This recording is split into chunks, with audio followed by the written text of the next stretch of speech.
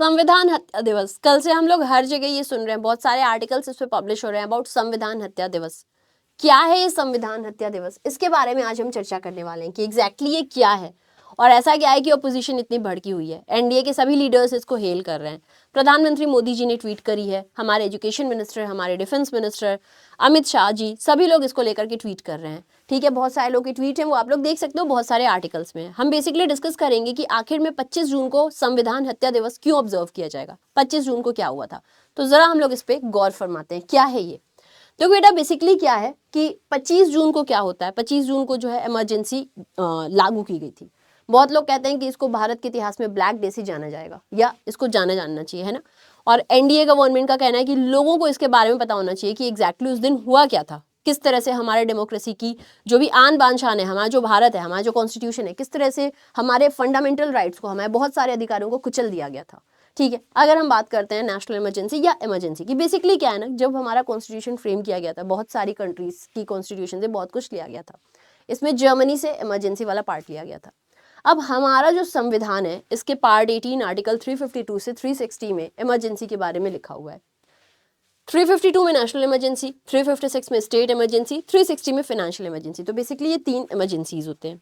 अब यहाँ पे जैसे आप देख सकते हो कि इमरजेंसी का ग्राउंड होता है। अगर इमरजेंसी कभी लग रही है तो किस ग्राउंड पे लग रही है, इसकी क्लैरिटी होनी चाहिए। ऐसा नहीं है कि कोई भी कैसे भी लगा सकता है। ठीक है, तो ये जो इमरजेंसीज लगती हैं, इनकी अपनी 3 ग्राउंड्स होते हैं। प्रेसिडेंट को लगता है कि सिक्योरिटी खतरे में है, तो उस केस में ये डिक्लेयर करती है इमरजेंसी। क्या क्या ग्राउंड होते हैं, तो एक होता है वार, दो देश आपस में ऑफिशियली डिक्लेयर कर दें। एक होता है एक्सटर्नल अग्रेशन और एक होता है आर्म्ड रिबेलियन। ठीक है, तो इन बेसिस पर डिक्लेयर किया जाता है इमरजेंसी। अब हम बात करते हैं अपने देश में जो अभी तक इमरजेंसी लगी। ऐसा नहीं है कि हमारे देश में कभी नहीं लगी थी, सीधा 1975 में लगी थी। इसके पहले भी हमारे देश में 2 बार इमरजेंसी लगाई जा चुकी थी, 1962 में एंड 1971 में 2 बार इमरजेंसी लग चुकी थी। 25 जून 1975 प्रेसिडेंट ने इंटरनल डिस्टर्बेंस के ग्राउंड पे थर्ड प्रोक्लेमेशन ऑफ एनर्जी जारी किया था, इमरजेंसी जारी किया था। ठीक है, समझते हैं क्या हुआ था। बेसिकली क्या है, बहुत सारे रीजंस थे अपने, और इलाहाबाद हाई कोर्ट ने एक इलेक्शन पिटीशन में इंदिरा गांधी को करप्ट प्रैक्टिस के लिए गिल्टी पाया था। और उसके बाद उन्होंने कहा था कि ये किसी भी पब्लिक ऑफिस को अगले 6 साल तक अज्यूम नहीं कर सकती हैं। इसके लिए डिस्क्वालीफाई किया जाता है, कोई भी पब्लिक ऑफिस ही अज्यूम नहीं कर सकेंगी। इंदिरा गांधी ने इसको लेकर एससी में, सुप्रीम कोर्ट में अपील की, पर तब वो वेकेशन पर थी। इनके पास सिर्फ और सिर्फ कॉन्स्टिट्यूशनल स्टे ही मिल रहा था। ऑपोजिशन लगातार डिमांड कर रही थी इंदिरा गांधी से रेजिग्नेशन के लिए, कि इनको अपना रेजिग्नेशन देना चाहिए। तो इंदिरा गांधी ने रातों रात बिना काउंसिल ऑफ मिनिस्टर्स के साथ किसी भी मीटिंग के बिना, जनरली क्या होता है कि अगर ऐसा डिक्लेयर किया जा रहा है इमरजेंसी, तो उसमें काउंसिल ऑफ मिनिस्टर्स की सजेशंस, मीटिंग्स की रिक्वायरमेंट होती है। लेकिन इस बार इंदिरा गांधी ने प्रेसिडेंट के पास इमरजेंसी का लेटर भेज दिया बिना किसी से किसी तरीके की मीटिंग के। 1975 की इंटरनल इमरजेंसी प्रेसिडेंट के द्वारा जो है प्रोक्लेम की गई। कहा जाता है कि ये जो इमरजेंसी प्रोक्लेम की गई थी, ये बहुत ही ज़्यादा रिस्ट्रिक्टिव थी, बिल्कुल गला घोंटने जैसी थी।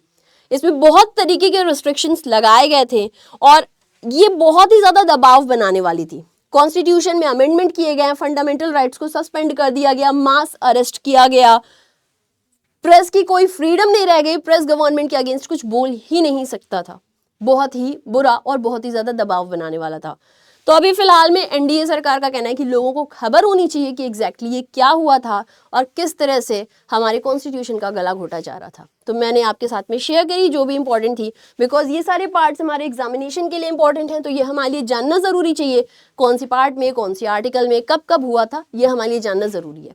अब आप सभी लोग मुझे ये बताइएगा कि हमारे देश में संविधान दिवस कब मनाया जाता है। मुझे उम्मीद है कि आप लोगों को ये क्लास अच्छी लगी हो, इन्फॉर्मेटिव लगी हो, आपके इन्फॉर्मेशन में बहुत चीज़ें ऐड ऑन हुई हो। और अगर आप लोग अपनी ऐसी ही नॉलेज को और बढ़ाना चाहते हो तो डेली मेरे साथ जुड़िए मेरी करंट अफेयर्स की क्लास में। 6:45 AM बैंकिंग वाला यूट्यूब चैनल पर ये क्लास चलती है डेली सुबह। अब हम लोग फिर मिलेंगे। Till then thank you. जय हिंद, जय Bharat, God bless you, take care, love you and bye bye everyone.